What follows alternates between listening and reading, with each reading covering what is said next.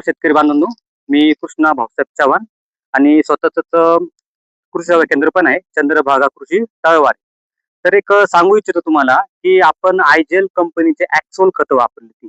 त्याच्यामध्ये आपण 21-21-21 आणि 17-07-27 ह्या 2 प्रकारची आपण खतं एकरी 25-25 किलो वापरली. आणि याच्यानंतर एकरी एकच डोस दिला. त्याच्यानंतर खतं कोणतेही दिलेली नाही.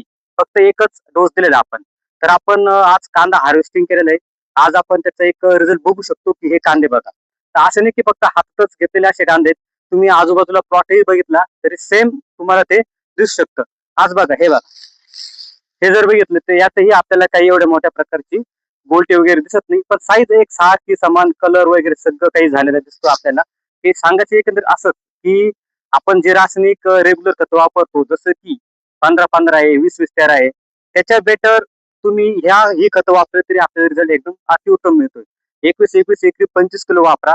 त्याच्यामध्ये तुम्ही दुसरं काही टाका. पण एकरी 21-21 किंवा 17-7-27 जरी वापरलं तरी आपल्याला छान प्रकारे रिझल्ट असा हा मिळतो.